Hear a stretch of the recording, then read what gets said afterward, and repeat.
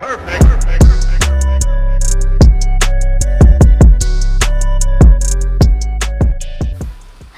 Everyone, this is Mamata Nikhilesh. Welcome to Yadav food factory. ఈరోజు మీకోసం ఒక స్పెషల్ వీడియో తీసుకొచ్చాను. అదే వచ్చేసి మక్క గారెలు. సో మక్క గారెలు అని చెప్పడం కన్నా మొక్కజొన్న గారెలు అంటే చాలామందికి ఐడియా ఉంటుంది. సో కార్న్ వడ అని అంటే ఈజీగా అర్థమవుతుంది. సో ఎలా చేసుకోవాలి ఏంటి అనేది చూపిస్తాను. సో మనం ముందుగా కార్న్ అనేవి ఇలా తీసుకొని పెట్టుకోవాలన్నమాట. ఇవి నేను స్వీట్ కార్న్తో చేస్తున్నాను. సో స్వీట్ కార్న్లో నేను ఇప్పుడు ఒక 3 నుంచి 4 పచ్చిమిరపకాయలు అనేది వేస్తున్నాను. కొద్దిగా స్పైసీగా ఉంటేనే బాగుంటుంది కదా, అందుకే. సో ఇవన్నీ వేసుకుంటున్నాను అన్నమాట. అయితే ఇది వరంగల్ సైడ్ అయితే మక్క గారెలు అని అంటారు. సో చాలా ఫేమస్ అన్నమాట. ఏ అకేషన్ ఉన్నా, ఏ ఫంక్షన్ ఉన్నా, ఏ ఫెస్టివల్ ఉన్నా, ఏం లేకపోయినా కానీ సో ఈ గారెలు అనేవి తప్పకుండా చేసుకుంటారు. వీటితో పాటు చికెన్ కాంబినేషన్లో తింటే చాలా బాగుంటుంది. సో ఇందులో మనం పచ్చిమిరపకాయలు వేసుకొని కొద్దిగా సాల్ట్ వేసుకొని గ్రైండ్ చేసుకోవాలండి. వాటర్ అస్సలు వేయకూడదు, వేయకుండానే గ్రైండ్ చేసుకోవాలి.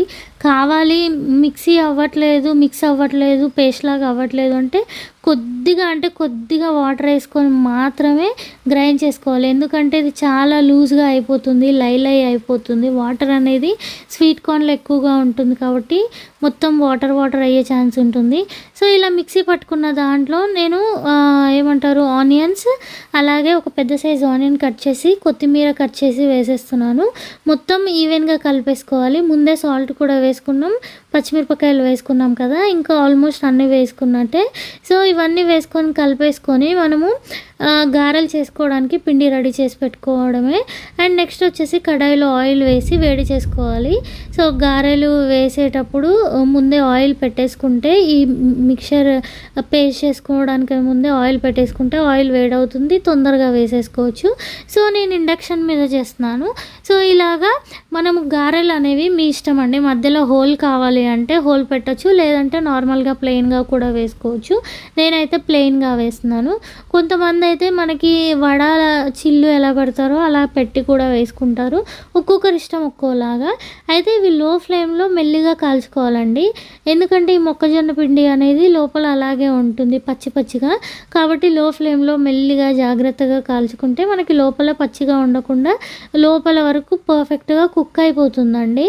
సో నేను ఇప్పుడు వీటిని వేసేసి కింద నుంచి మీదకి తిప్పుతూ లైట్గా కొంచెం డార్క్ కలర్ వచ్చేంత వరకు, బ్రౌన్ కలర్ వచ్చేంత వరకు, గోల్డ్ కలర్ వచ్చేంత వరకు ఫ్రై చేసుకోవాలి.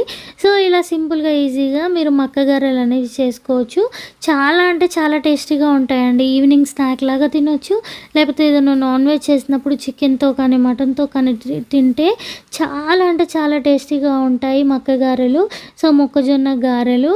సో మీరు కూడా ట్రై చేయండి. మొక్కజొన్న వడలు అని కూడా అంటారు. సో ఈ రెసిపీ తప్పకుండా మీకు నచ్చుతుంది, పిల్లలకైతే ఇంకా బాగా నచ్చుతుంది.